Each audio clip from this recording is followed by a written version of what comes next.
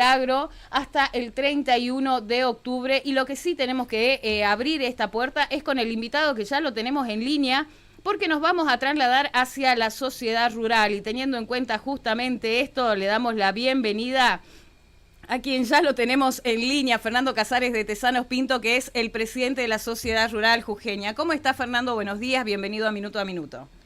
¿Qué tal, Carla? ¿Cómo estás? Buen día.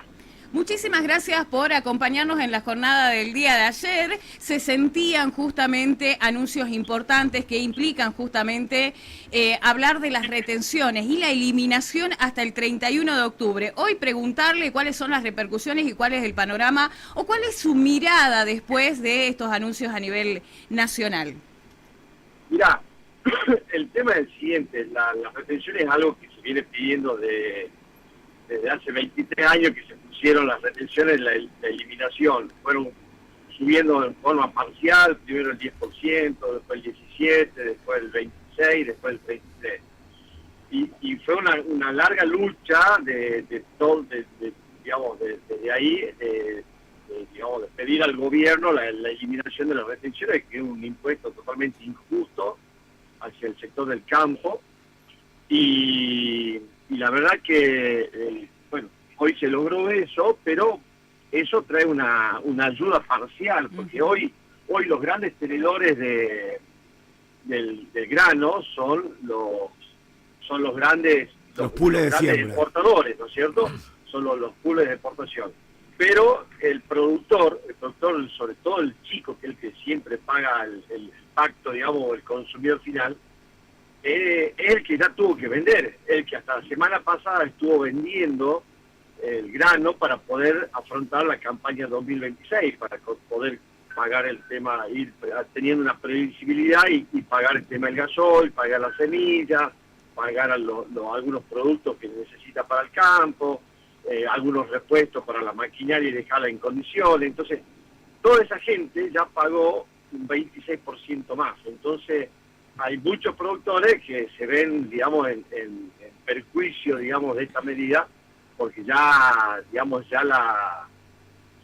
vendió su soja, su stock que tenía, o de poroto, o de maíz, y hoy tienen perjuicio. Hoy, en realidad, la mayor ventaja la lleva el exportador, ¿no? Que eso, bueno, a nivel económico para el país es muy bueno, porque realmente el país necesita hoy divisa. Pasó eso en los mercados del día de ayer, que fue muy bueno, se calmaron los mercados, entonces eso a nivel país fue excelente la medida, pero al ser una medida transitoria, esto lleva que hoy seguramente vas a tener suba en el tema de los granos en el mercado interno. Eso va a hacer que por ahí suba el tema del valor de la leche, el valor de la carne de cerdo, carne de vaca, lo que sea. Hoy eso puede sufrir un incremento debido a esto, digamos, que hoy es conveniente sacar el grano para exportación, porque lógicamente tiene mucho mejor precio que dejarlo para el mercado interno. Entonces, bueno, hay un pro y un contra. Gris, digamos, no en contra, pero hay un gris, digamos. Entonces, la medida es buena, pero la medida es muy buena en el caso que ya sea definitiva, porque eso aparte le daría previsibilidad también al sector del campo para el año que viene, tener mayor cantidad de hectáreas plantadas. Al gobierno le serviría mucho más, porque tendría mucho más hectáreas, por lo menos casi el doble, te diría, de hectáreas plantadas para el año que viene, y de la venta de la soja, solamente de la venta recibiría mucho más que hoy seguir peleando por ese 26%, que es lo que había quedado el tema de las retenciones, ¿no? El caso de la soja. Casares, ¿qué tal? Hugo Krasnobroda le saluda, ¿cómo le va? ¿Cómo está? Bien, le quería preguntar, me parece muy interesante esto que plantea, ¿no? De que los pequeños productores ya liquidaron, ya tuvieron que liquidar, y que básicamente los que pueden sostener de alguna manera, tener sus granos y acumularlos y especular con el tipo de cambio son los más grandes, con lo cual está bueno esa aclaración. La pregunta es, conociendo el mapa del sector agropecuario de Jujuy y de sus exportaciones, ¿en qué impacto va a tener esto en la provincia, digamos, básicamente los productores? Y acá muy poco, acá los productores de grano, el grano se produce muy poco en relación al NOA y en relación al país. Es muy poca en la cantidad de granos que se produce, ¿no es cierto? Entonces, la mayor, te digo que tenía más del 90% de los productores de granos ya vendieron todo. Entonces, muy poquitos los productores que pueden llegar a tener algo de grano acopiado para poder venderlo. Lógicamente a ese le favorece. Al NOA lo perjudica, todas estas medidas del gobierno, es la segunda vez en el año que lo perjudica. No se olviden que en el mes de junio terminaban las retenciones, que habían empezado el mes de enero, que eran las bajas de retenciones parciales, que lo había anunciado en diciembre del año pasado el gobierno, arrancaban el 1 de enero hasta el 31 de junio. El 31 de junio volvieron a cero, volvieron al 33%, hasta el mes de agosto, los primeros días de agosto, que fue el anuncio del gobierno que se hace la eliminación definitiva de las retenciones al 26, digamos la baja definitiva al 26%. Entonces, eso al sector del noroeste lo perjudicó. ¿Por qué? Porque estuvieron durante 30 días el NOA, donde había empezado la cosecha y había productores que tenían que ir vendiendo ya su producto, lo vendieron al 33%. Entonces, en agosto vuelve al 26%. Entonces, ahora volvemos a lo mismo. Los productores del NOA, que son los que podían tener grano, porque salvo la zona núcleo, que podés tener productores muy grandes que tienen algo de acopio o estuvieron en los acopios digamos, de exportación, los productores del NOA se vuelven a perjudicar porque el productor ya tuvo que vender y ahora viene la retención cero. Entonces, al NOA, todas estas medidas los vienen perjudicando, digamos, sistemáticamente. Y usted son muy buenas y es lo que el campo viene pidiendo. Entonces, si no va a parecer como, bueno, esto no hay nada que le venga bien. Lo que pasa es que si esto se hubiese hecho consensuado, es decir, que no bajemos a un 0% parcial, sino bajemos, ponerle a un 15%, a un 12% definitivo, eso te da otra previsibilidad al gobierno y al productor, que vos decís, bueno, ya bajando a un 15, un 12%, se te hace mucho más rentable en la producción de grano, podés arriesgarte a poner más hectáreas para el año que viene. Entonces la jugada es diferente que hacerla momentáneamente por una cuestión electoral. Eso le quería preguntar, ¿no? El hecho de, como productor agropecuario, obviamente desconociendo los detalles de la actividad, para iniciar ¿cuándo inicia la cosecha 2026? ¿Ahora? ¿Pronto? No, la 2026 empieza la siembra en el NOA, en el sur ya empezó la siembra, en el NOA empieza ahora en diciembre, ahora se empieza a preparar todos los suelos, se empieza a preparar todo el campo. Perfecto. Para mediados de diciembre empezar con la siembra para la cosecha 2026. O sea que la preparación de la siembra la van a hacer los productores sabiendo que vuelven las retenciones, porque como dura hasta el 31 de octubre, van a cosechar. Ahí, mira, ayer se había hecho una reunión con la mesa de enlace y hoy siguen en negociaciones, porque lo que se está pidiendo es esto, decir, bueno, o que se mantenga a cero o que se mantenga un intermedio y que no vuelvan al 26, que se haga otro tipo de arreglo, que ya lo había anunciado el gobierno, que digamos, mientras ellos puedan tener el sistema económico más o menos estable y puedan hacerlo, iban a ir haciendo la baja digamos la baja definitiva de las retenciones. Entonces, esta medida lógicamente ayudó muy bien al gobierno. Ayer ha sido un ingreso importante de dólares al sistema, se hizo exportaciones, se vendió grano, pero momentáneamente, por 40 días. Entonces lo que hay que hacer, lo que se está negociando desde la mesa de enlace a nivel nacional, es tratar de que esto sea una medida definitiva, aunque no sea el cero definitivo, pero por lo menos se logre, como te decía recién, si esto se hubiese negociado, de bajar a un 15 o a un 12, pero de forma definitiva, esto le da mucha más previsibilidad al campo y al gobierno para el año que viene. Fernando, usted tiene un panorama mucho más claro del tema, pero preguntarle, ¿cuánto dejará de recaudar el gobierno nacional con esta quita temporal de retenciones que muchos consideran una acción en pleno proceso de elecciones, como bien lo decía usted al pasar? Bueno, pero no es tanto lo que deja de percibir el gobierno, sino que ahora con la suba del dólar que hubo, de que no te olvides que estábamos hace 2 meses atrás, un mes atrás, estábamos 1.300 pesos el dólar, a 1.480 ahora, lo que subió el dólar, digamos, te compensa, digamos, la baja de las retenciones. Entonces, no es tanto lo que va a dejar de percibir, sino al revés. Lo que tiene que pensar el gobierno es que si al productor la cosecha es rentable, la producción es rentable, en vez de tener el año que viene, ponerle un productor que tenga 1.000 hectáreas, el año que viene va a poder tener 1.500 o 2.000 hectáreas, dependiendo del campo, o el productor se puede arriesgar arriendo otro campo para hacer mayor producción, porque en este caso va a ser mucho más rentable. Entonces, lo que tiene que pensar el gobierno es que a futuro, ¿cuál va a ser digamos, puede haber un impasse, digamos, de que no sea tan rentable en este momento, pero con proyección al año que viene, tenés que pensarlo que va a ser mucho más rentable si para el productor la cosecha es buena, y al no tener retenciones, lógicamente al productor es mucho más rentable la producción, entonces puede arriesgar a tener mayor cantidad de hectáreas, que es lo que pasa a todos nuestros vecinos. Bolivia, Paraguay, Brasil, Uruguay tienen mucha más cantidad de hectáreas que la Argentina, y no tienen retenciones. Y eso ayuda también que la gente se arraigue más en el campo, que el productor pueda invertir en maquinaria, cosas que la Argentina venimos atrasados con todo el sistema de producción, que la verdad que hoy invertir en maquinaria es mucho más costoso que todos nuestros vecinos, ¿no?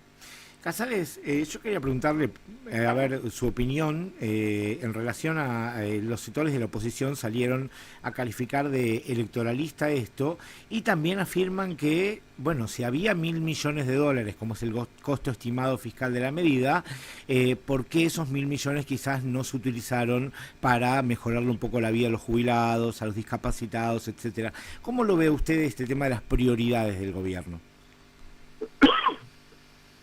Mirá, hay cosas que el gobierno las piensa muy bien, pero las comunica muy mal.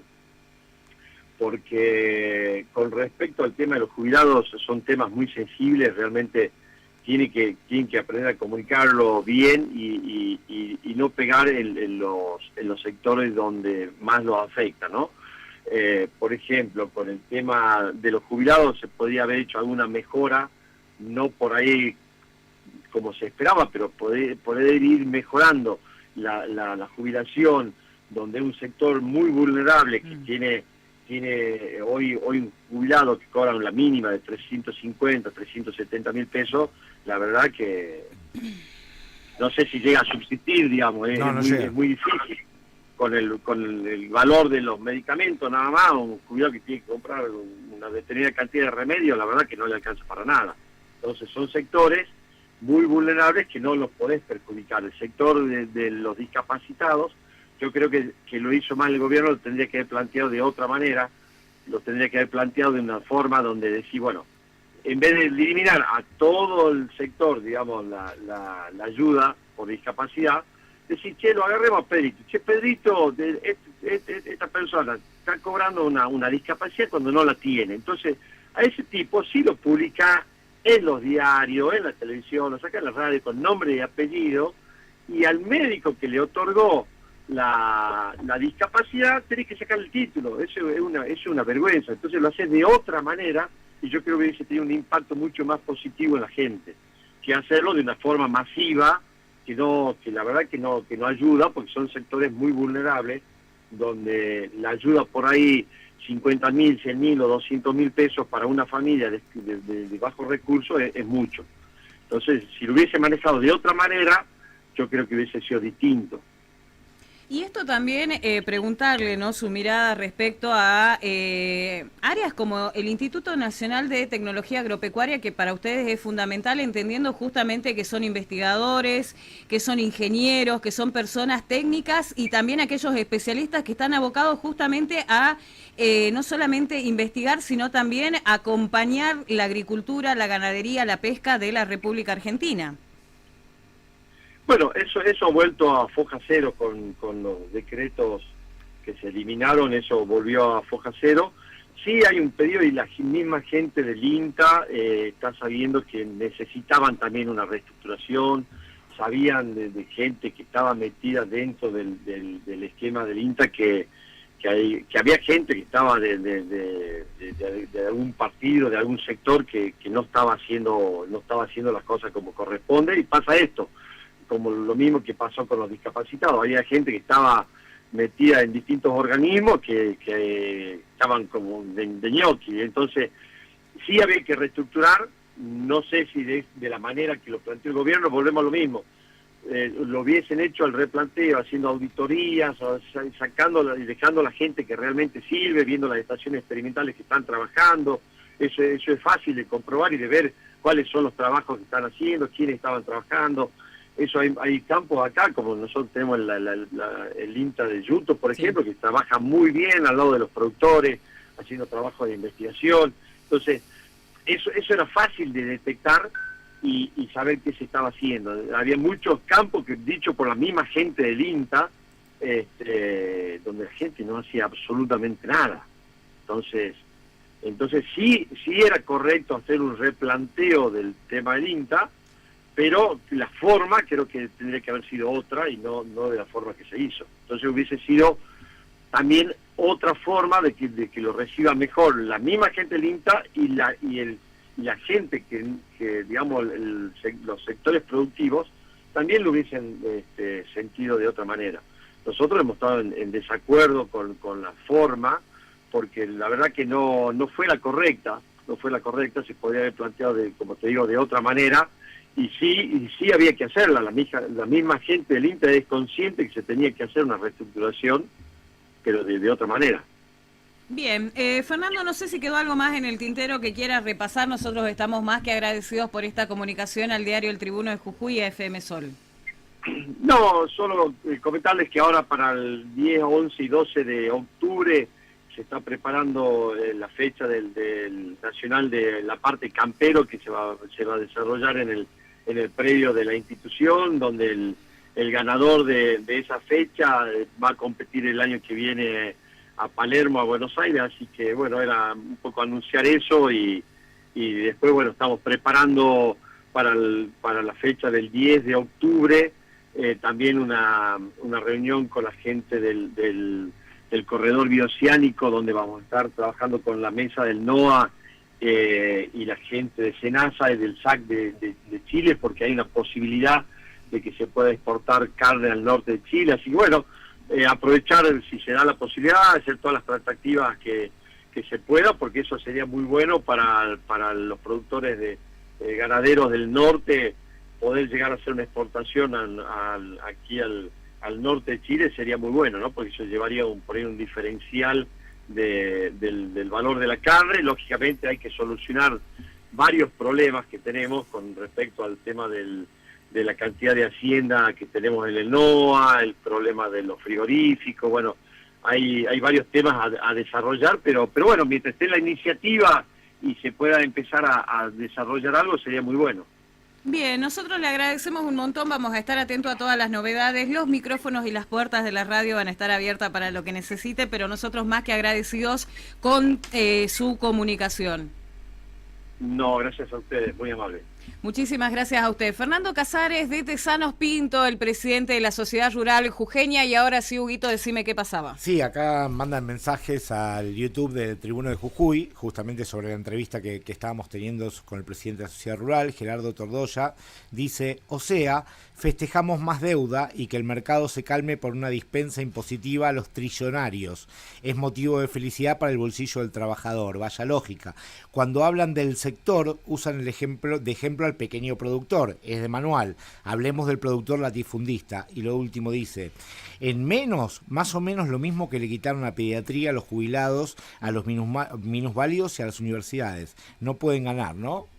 Opiniones de Gerardo. Exactamente, le mandamos un abrazo enorme a Gerardo, que siempre tan atento escuchándonos y dejándonos un mensajito ahí en el chat destacado. A vos que estás del otro lado, si querés mandarnos alguna opinión o algún tema en particular que quieras que lo vayamos abordando, vamos a tratar de buscar la fuente justamente para adentrarnos en el tema. 150